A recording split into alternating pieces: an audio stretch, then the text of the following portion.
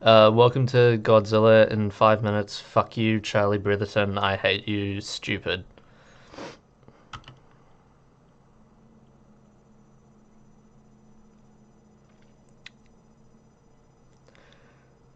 Um, so in the 1940s, there was this big fucking war called World War Two, and this guy called Opa Ganglenheimer, he was like, "Oh shit, watch this." He built the nuke, and then Harry Truman, he was like, "Oh shit, watch this." He dropped it on Japan. So that happened, and then the Japanese, they got occupied by American forces. Uh-oh, not good. They started doing some nuclear testing like crazy in the Pacific and islands like Bikini Atoll. And because of this, a Japanese fishing boat crew, at the direct fault of the Americans, got sick and died because they got radiation sickness. And Japanese people, they weren't very happy about that, and like nuclear bombs in general.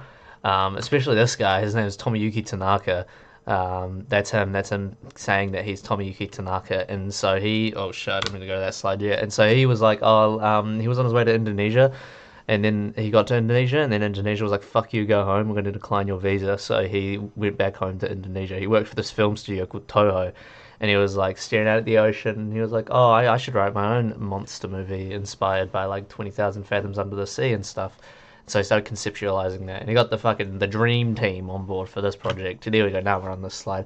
It's the cooks in the kitchen. So we had Tomoyuki Tanaka, he was the producer. E.G. Tsuburaya, the special as the special on the effects. And he was like, well, his notable work was he made a propaganda film about Pearl Harbor, and the special effects were so like real and so good looking for the time that American people and the American forces thought that it was real footage of the bombing, and so they seized it. So they were like, "Oh, we're gonna get this guy on the special effects for this movie." Ishiro Honda came on as the director and the co-writer, and then Akira Ifukube was the guy with the music. He did the music. There's Tomoyuki Tanaka again. He's saying, "Hi, I'm Tomoyuki Tanaka." Look at that. Isn't that fucking awesome? Oh, shit, I haven't finished the slides. So, like, the gist of it is Godzilla appears in Japan in 1954, and everyone's like, whoa, damn, holy shit. There's a scientist called Serizawa who loves a girl called Emiko, and Emiko is arranged to marry this other dude, but that don't matter right now because Godzilla's fucking shit up.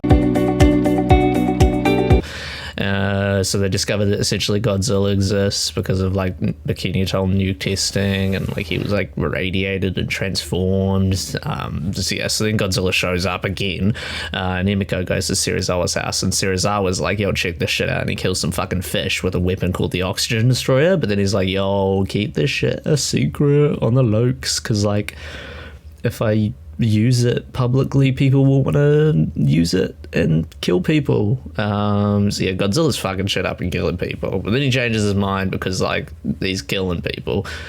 So Serizawa destroys all his plans and research in his lab, and he's like, "Fuck you," and he goes out into the ocean where Godzilla is. He's like, "Oh," and so he goes down into the ocean with the Oxygen Destroyer. He's like, "Bye, bitch," and he turns on the bomb.